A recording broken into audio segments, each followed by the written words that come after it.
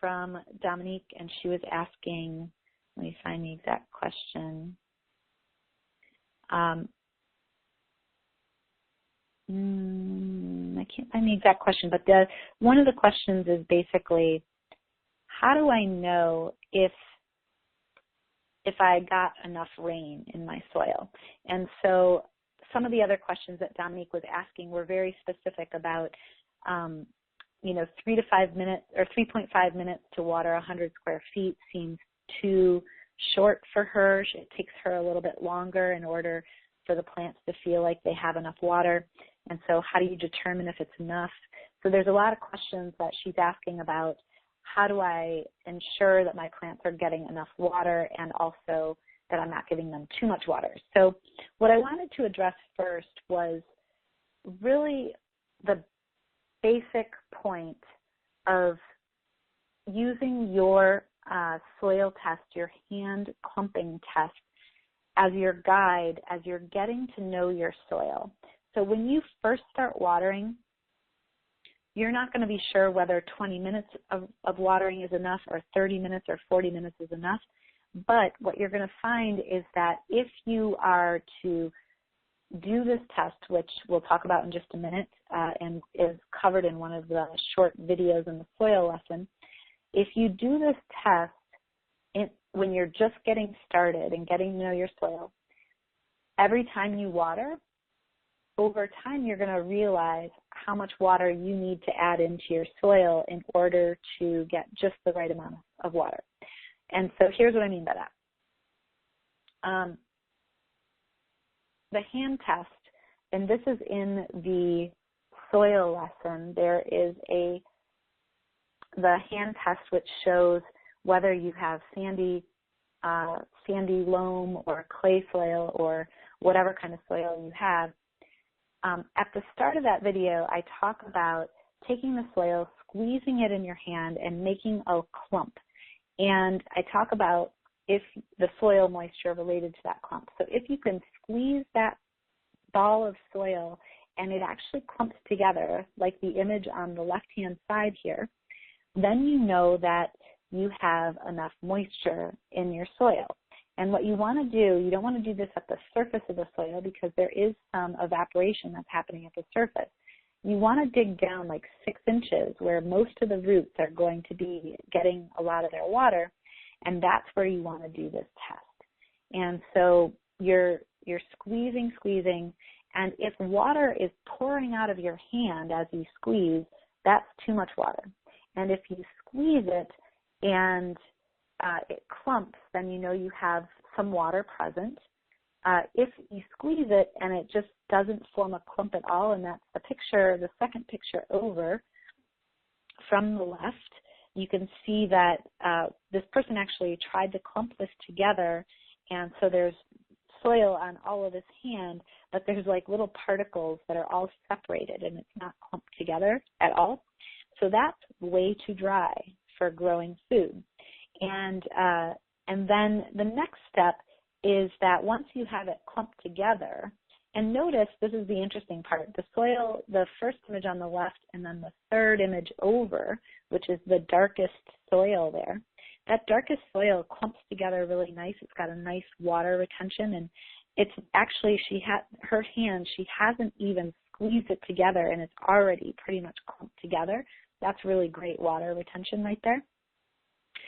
So they look different, right? One's darker, one's lighter, and if you look at the hand on the far left, you can see a lot of sand particles.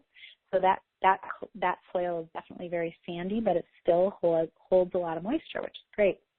So you want to grab that, you want to squeeze it, make that little ball, and then basically the hand on the far right is after you squeeze it into a ball and you touch it with your hand, just barely tap it with your fingers with not a whole lot of pressure, it should fall apart. And that means that it's also it's draining well as well. So it's holding moisture and it's draining. So this is the test that you want to do. And I would recommend when you're getting started, every time you go out to water, I would recommend digging down into the soil and doing this hand test. And if you are getting the right result, that you can clump it together very easily in your hand, and when you tap it, it falls apart, then you know you're watering enough. And I know that's a very imprecise way to measure. It's not you can't measure it by gallons or, liters, but it is one of the best ways to understand your particular soil where you are, because so many of the soil factors are at play here. And so, I can give you all the numbers in the world about you need to water approximately, 8 gallons a day for 100 square feet. There are so many factors at play. And so this is what's going to ultimately give you the result you're looking for in getting to know your soil. And every place is different. So what we started to understand at our farm in Brooklyn was that when we did these soil tests with our hands, it started to become apparent that 20 minutes with the sprinkler was exactly what we needed. It was the exact amount of water. And so then that's the amount of water that we did. And if it was 10 degrees hotter, then we added a couple minutes. And if it was 10 degrees cooler, then we subtracted a couple minutes. So there are ways to do this that is not very precise, but that gets really great results. And this particular type of practice is maybe not what you want to do in, let's say, California, where there's water shortages.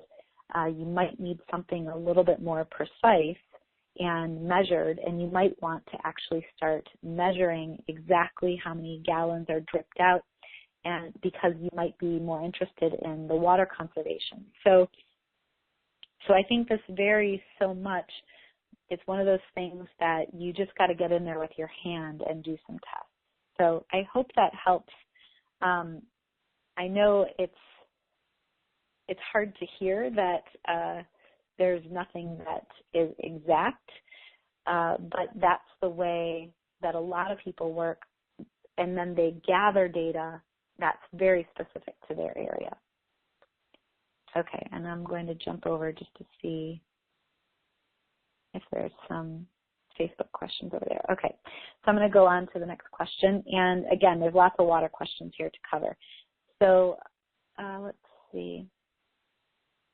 The next question that Dominique had was, she was wondering, watering with a wand, when you have small plants that are up to 6 inches high, so seeds and seedlings that are little babies, how should you water? And her question was specifically, do you water above the plant or around the plant, or do you just water the whole raised bed indifferently?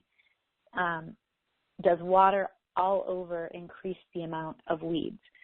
So in answer to the first question of how do I water when there are plants that are 6 inches tall and shorter, so plants up to 6 inches high, I water somewhat indifferently if they are babies and if they are not tomatoes and not cucumbers.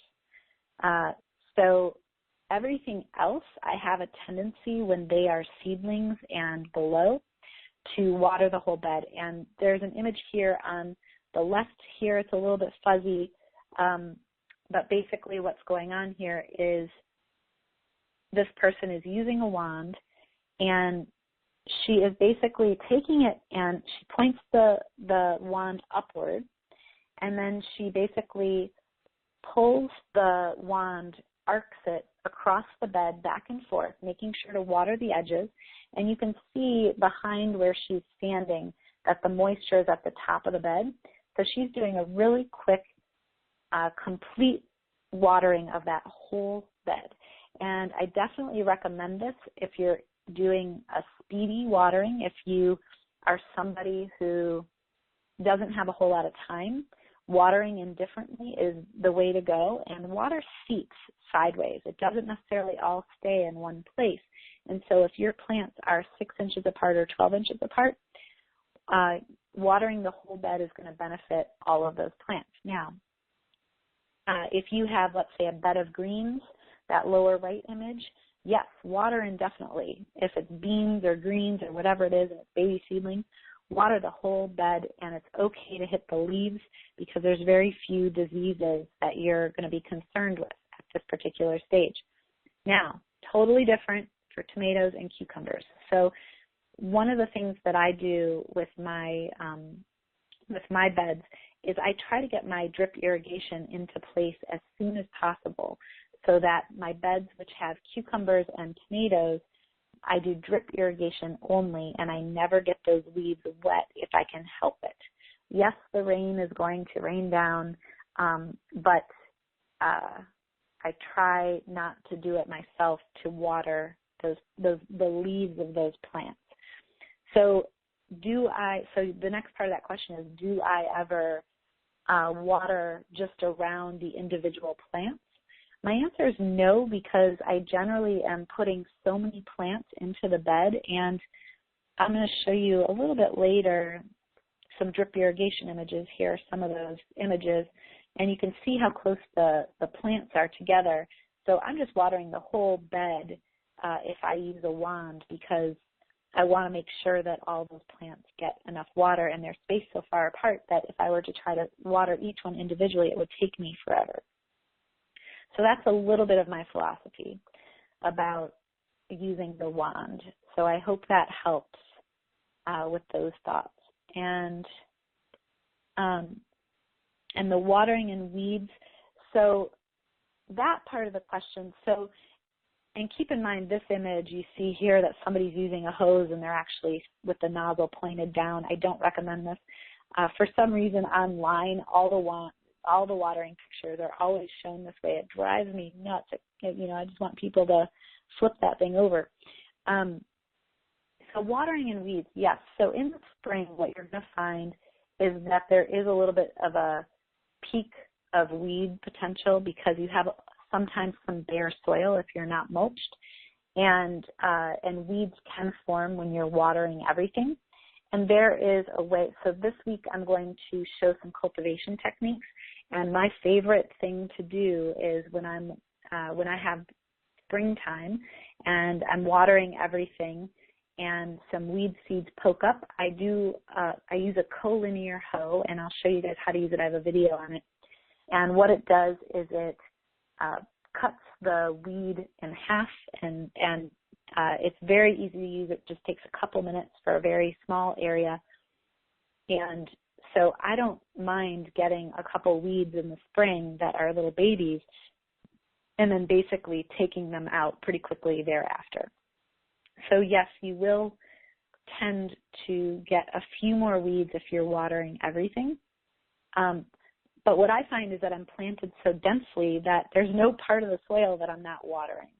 That's how I'm planting biointensively. All right. So I'm going to sneak up. Let's see.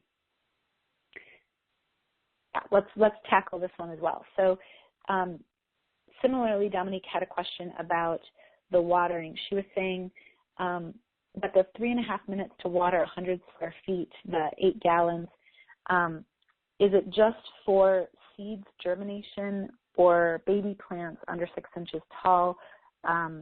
When she waters her 100 square foot, it takes her longer than that 3.5 minutes.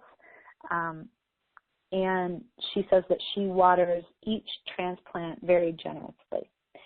So a couple factors are at play here. So there is temperature, pressure, timing, and soil type. So let's go through those for just a minute. So this 8 gallons that I'm recommending is kind of a ballpark just as a way for you to start to calibrate and calculate. If you're one of those people that wants to calculate, there's gauges that you can actually put on your hoses that can tell you how much water is coming out the other end of your hose. And that's kind of cool because then you can measure really directly how much water you're using. So temperature first. So when I recommend that 3.5 minutes or those 8 gallons, that's assuming that the temperatures are in the lower range, like the 60-degree Fahrenheit range. If you're talking about hotter days, like 80 degrees or above, which, especially if you're in like 90 degrees and which would be like 30 Celsius, I believe, when you're in that range, it takes a lot longer. It takes at least double. So we talked about at least 7 minutes per 100 square feet for those hotter temperatures. So I'm not sure, part of what you're doing might be about temperature, and the other part, it could be about your soil type. So you might have, let's say, a sandy soil, and a sandy soil drains really well, and so you might be seeing your water infiltrate the soil really quickly and disappear, and so you're feeling like you need to water more. And so that's a possibility. So what you want to do is do that hand test, and after you water, dig down in there and do your soil test and see how it feels and see if there's a lot of sand present. So that's one thing to check out. And it is good to do a generous watering and try to promote that deeper root growth for sure. Then the other question is timing. So are you somebody who's watering every day? So that 8 gallons was like each day. And let's say you were watering every other day, it's possible to water twice as much and not have to water every day if the temperatures are still low. So oftentimes in the spring and in the fall, we will attempt to water everything every other day versus every day, as long as there's no surface seeds. And in that case, we'll be watering every day, and sometimes multiple times a day, because all the roots are at the top and we don't want it to dry out. So there is a little bit of play between those two things. And I would say that when I'm talking about 8 gallons per 100 square feet, when we're talking about seeds and seedlings that are tiny, it's probably less than that, because what you're doing is you're putting a dusting of water over the top several times a day, and whenever it's drying out to maybe 30%, you're adding a little bit more water. And there with the wand, you can just really lightly douse the upper layer of soil. And when we're walking and watering with that wand, we have good pressure on our water hose, so that's another factor. We have good pressure, and as we walk, water's coming out of that wand really quickly, and so we're walking at a pretty fast clip and arcing that water back and forth, and we're getting enough water down really quickly for large areas. So that's another thing to consider. So if you're somebody who, when you turn on your hose, it feels like water is pouring out of it, then yeah, this 3 to 5 minutes is definitely where you're going to be. But if you're somebody, when you turn on your hose and the water starts coming out and it starts like barely coming out or misting out, then that's not the right amount of time for you. It's going to take a lot longer. So water pressure is another thing. So if you enjoyed this video, don't forget to leave a like and share your thoughts in the comments below. We'd love to hear from you. And for more simple and practical gardening tips, subscribe to Grow Your Own Vegetables. For more tips and updates, visit gyov.org and join our growing community.